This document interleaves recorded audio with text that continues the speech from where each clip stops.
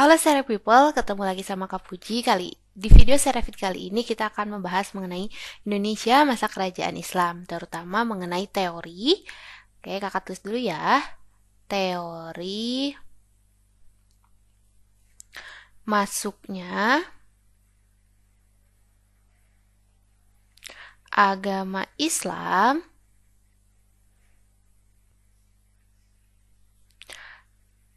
ke Indonesia.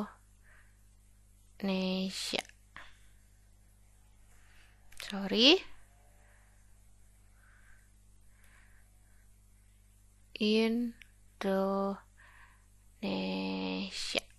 Oke. Teori yang pertama.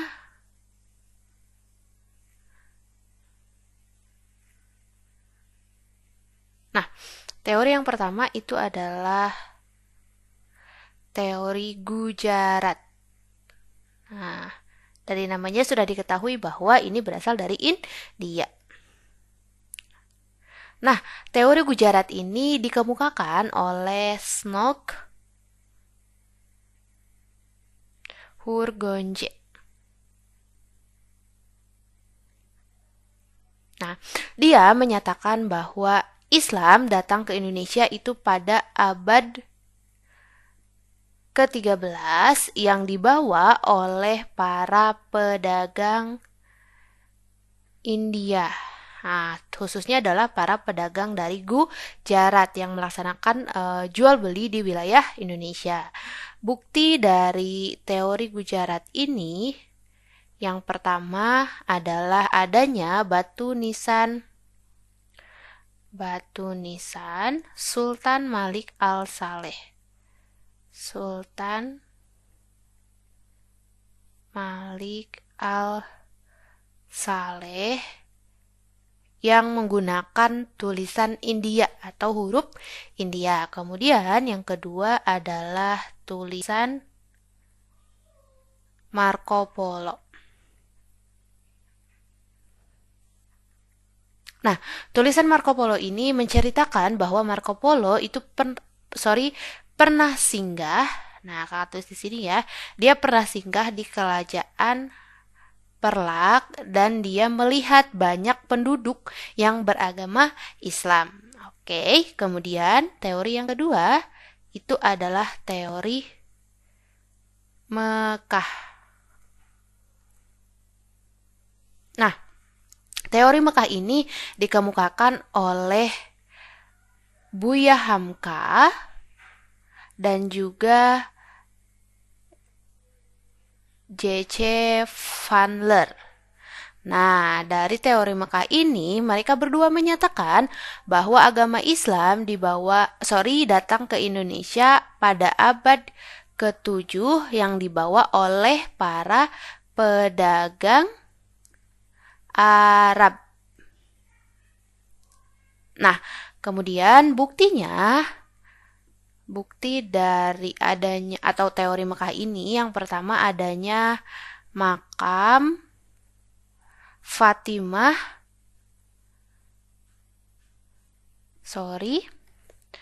Ini Fatimah harusnya ya. Makam Fatimah binti Maimun.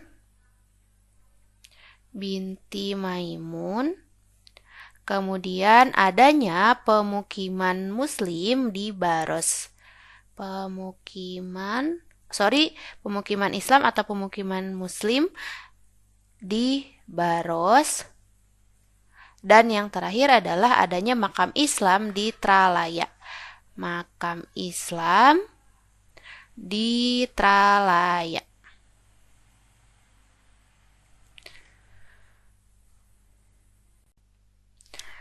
Halo Sere People, kita lanjutkan videonya ya. Pada video sebelumnya, kita sudah membahas teori Gujarat dan teori Mekah mengenai masuknya Islam ke Indonesia. Nah, sekarang kita lanjutkan ke teori selanjutnya. Nah, teori yang ketiga ini adalah teori Persia. Nah, teori Persia ini dikemukakan oleh Hussein Jayadiningrat di Ningrat.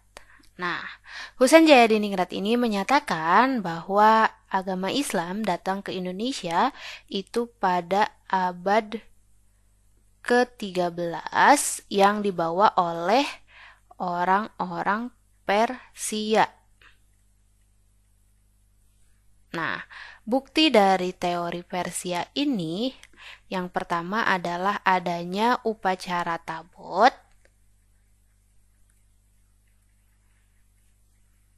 di wilayah Sulawesi yang upacara tersebut mirip dengan upacara tabot yang dilaksanakan di Persia. Kemudian yang kedua adalah kesamaan dari ajaran Sufi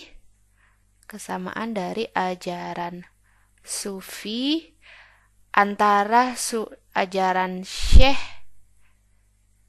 Siti Jenar dengan Sufi Iran.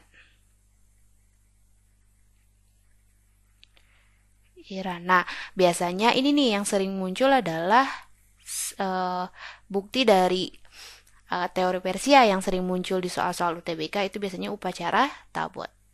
Kemudian teori yang keempat atau teori yang terakhir itu adalah teori Cina.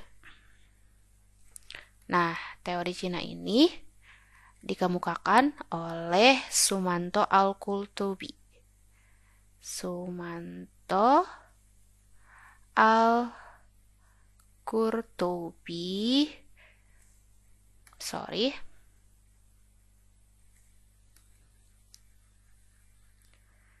Qurtubi dan juga oleh Slamet Mulyana.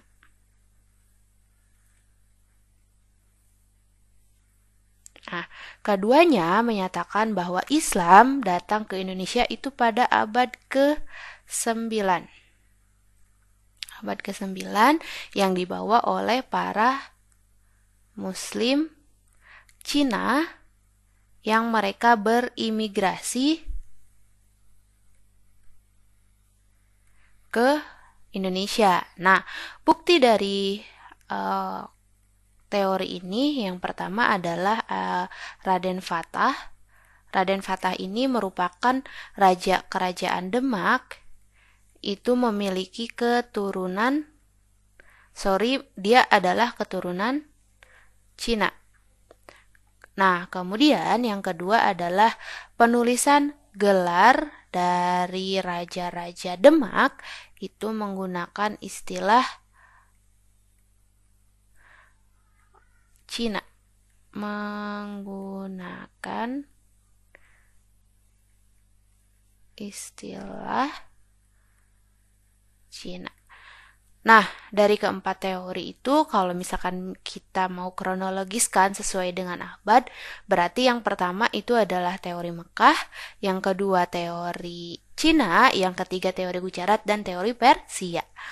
Oke, Sere People, jangan lupa untuk terus berlatih dengan sering mengerjakan soal-soal. Kalian bisa cek soal-soal yang ada di Cerebrum karena belajar saja tidak cukup. Sampai ketemu di next video ya. Bye-bye.